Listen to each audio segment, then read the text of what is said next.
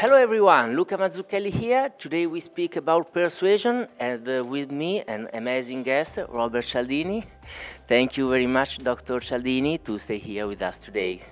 Well, I'm very pleased to be with you today and with your viewers. Thank you. First question, Dr. Cialdini, what is the persuasion and why would it be helpful to build a better world? Well, for me, persuasion is the ability to move someone in our direction, to make them more likely to see things our way and to agree with us by virtue of how we present our ideas to them. Not what we present, but how we present those ideas. We do it by virtue of communication. We change people by virtue of communication. And I think that makes for a better world than the alternatives. What are the alternatives? Power, pressure, coercion, force. That is a brutal world. Everyone wants to change someone else. We all want to move people in our direction. Persuasion is the softest, kindest way to do so. Perfect, thank you very much. Is the skill of persuasion something that we are born with or that we can learn and train? Both. Both of them.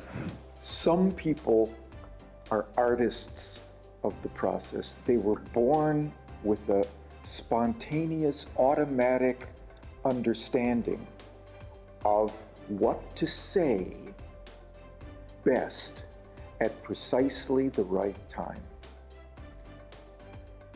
But the rest of us can learn that skill because there's a science to it. It's not just an art, it's also a science.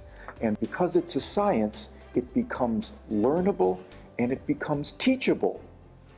Perfect. What are the 6 principles that you have identified in the process of persuasion? For me, there are 6 universal principles of influence. The first is reciprocation. People are more willing to say yes to us if we have first given them something that benefits them, that allows them to do a better job at whatever they want to achieve. They feel a sense of gratitude to us. They feel a sense of obligation to give something back. So then when we ask for something that will enhance our outcomes, they're happy to help us. So reciprocation is one. Another is something that everyone understands, liking. We prefer to say yes to those people we know and like. Well, research can help us to create that sense of rapport by giving people genuine compliments that they deserve. They will like us more. And also by identifying particular similarities between us. We like those who are like us. And so if we do that, if we give people a genuine praise when they deserve it, if we find genuine parallels and commonalities between us, we create a positive connection. And they want to partner with us in our dealings.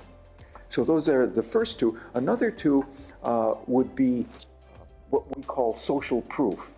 People want to follow what those around them who are similar to them are already doing.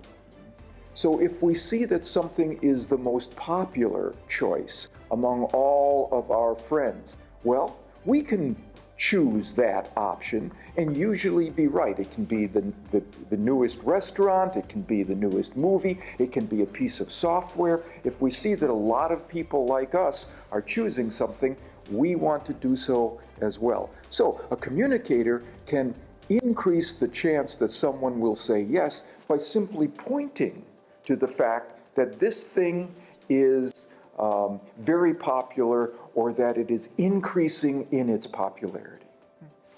Another principle is what we call authority. One way we can reduce our uncertainty of what we can do in a situation is to see what the experts on that topic are saying. So a communicator, once again, can increase the likelihood that people will move in the direction that the communicator is suggesting by simply pointing to the fact that there is authority opinion, there's expert opinion on this topic, and it is consistent with what that communicator is recommending. Another principle is the principle of scarcity. People want more of those things they can have less of. Scarce items, scarce opportunities become more attractive.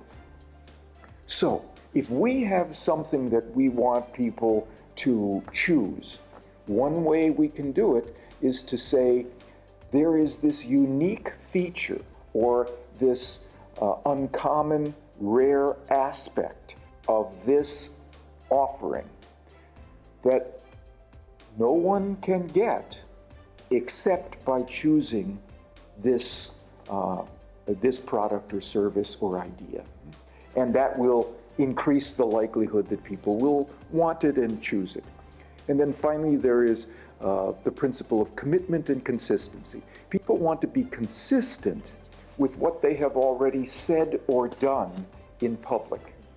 So, one thing we can ask people to do is to make a small step in our direction. And once they've done that, they will want to be consistent with that by doing other things that are logically aligned with what they have already done. I've heard that you discovered the seventh principle. Is it true? Recently, I have recognized that there is a seventh principle of influence that I didn't see before because it was beneath all of the other principles. And it's what I'm calling unity. Right? The idea that we share an identity with someone else, right, causes us to want to say yes to the people who we share that identity with to a much greater extent than someone who is outside of that unit.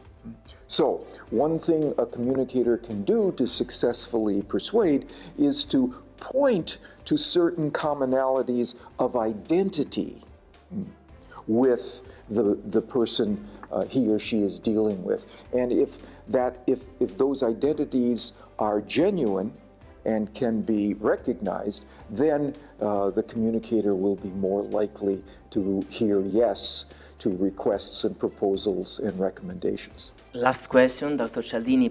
What is the difference between persuasion and manipulation?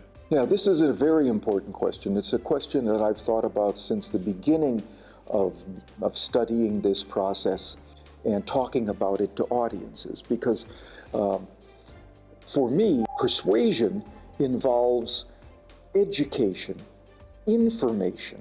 We inform people into assent by pointing to certain things, genuine scarcity, genuine popularity, for example, genuine authority opinion, that moves people in directions that are beneficial to them. Manipulation involves dishonest presentation of those ideas, where someone will counterfeit this information rather than point to the genuine presence of one or another of these principles. Dr. Cialdini, thank you very much and see you soon. Luca?